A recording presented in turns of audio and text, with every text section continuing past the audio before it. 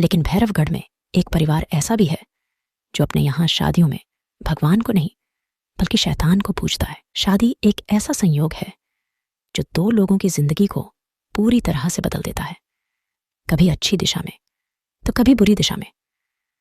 लोग अक्सर अपनी शादी की सफलता के लिए ईश्वर की पूजा करते हैं, उनका आशीर्वाद लेते हैं। लेकिन भैरवगढ़ में एक परिवार ऐसा भी है जो अपने यहाँ शादियों में भगवान को नहीं बल्कि शैतान को पूजता है, और शादी के दौरान दूल्हा दुल्हन निभाते हैं शैतान की बताई शैतानी रस्में। ये कहानी है शैतानी रस्में, शादी या साजिश।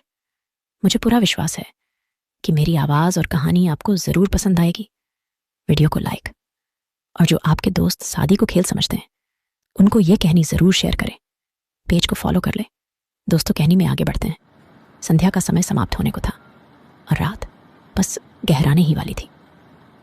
उत्तर दिशा में स्थित ध्रुव तारा आज ना जाने क्यों मध्यम मध्यम टिमटिमा रहा था। चांद भी घने काले बादलों के पीछे से निकलने का नाम ही नहीं ले रहा था। ऐसा लग रहा था मानो किसी पर काला साया पड़ने का संयोग बन रहा हो। भैरवगढ़ में बेतवा नदी के तट पर एक पुराना पीपल का पेड़ था, सदियों पुराना। उसी पेड़ के नीचे एक तांत्रिक धूनी रमाए बैठा था। तांत्रिक अपने ध्यान में मग्न था। কিছুক্ষণ চুপ করে খোলা হাওয়ায় বসে থাকলে মনে হতে শুরু করে এই কার কি হবে অনর্থক উন্নতির চেষ্টা করে। तभी वहां किसी के पायलों की छन छन और चूड़ियों के खनकने की आवाज सुनाई पड़ी।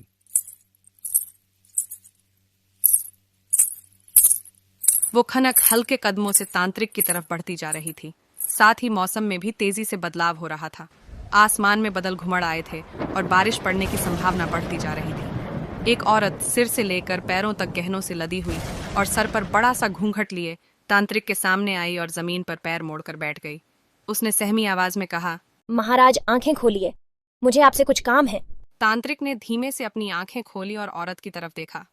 औरत दबी आवाज में बोली, खबर आई है कि वो शादी करने वाला है, क्या ये शादी सब ठीक कर देगी?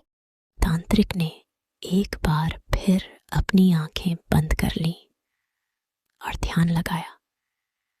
कुछ देर में उसके माथे पर चिंता की लकीरें उभर आई। उसने आंखें खोली और कहा, वो दोनों एक दूसरे के लिए उपयुक्त हैं, लेकिन हाँ, लेकिन क्या बाबा? लेकिन उन दोनों की शादी की जो भी रस्में होंगी वो वैदिक विधि से नहीं बल्कि शैतानी विधि से संपूर्ण होगी। उन्हें निभानी ही होंगी वो शैतानी रस्में। जाने कब तक इस परिवार को ये शैतानी रस्में निभानी होंगी। आप अच्छी तरह से जानते हैं पिछली बार इन रस्मों के कारण क्या हुआ था। तुम्हारे इस सवाल का उत्तर ना हमारे पास तब था और ना आज है। बस इतना जरूर कहूंगा कि शैतान बलि लेगा उस घर से, एक और सुहागिन की बलि। अब तुम जा सकती हो। उस औरत ने तांत्रिक को प्रणाम किया और वापस गांव की तरफ मुड़ गई। मूसलाधार बारिश भी शुरू हो चुकी थी। वो औरत थोड़ा आगे बढ़ी ही थी, तभी उसे महसूस हुआ कि कोई उसके पीछे है। उसने मुड़ के देखा, लेकिन पीछे गहरे सन्नाटे के अलावा कुछ भी नहीं था। वो वहां से निकलने के लिए सामने घूमी तो अचानक उसे आभास हुआ कि कोई उसके सामने खड़ा है। आसमान में बिजली कड़की और उसकी चमक में उस औरत को सामने कोई दिखा। उसने तुरंत अपना घूंघट उठाकर सामने देखा तो उसके पैरों तले जमीन खिसक गई। वो औरत थर थर कांपने लगी और उसकी आंखों में खौफ उतर आया।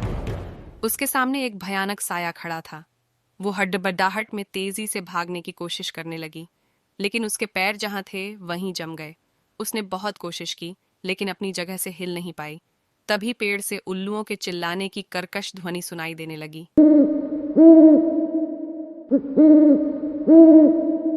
वो घूंघट वाली औरत कौन थी और आगे उसके साथ क्या हुआ, कौन कर रहा था? उसका पीछा अगले पार्ट में देखने के लिए हमें लाइक और सब्सक्राइब जरूर करें और फेसबुक पर फॉलो जरूर करें।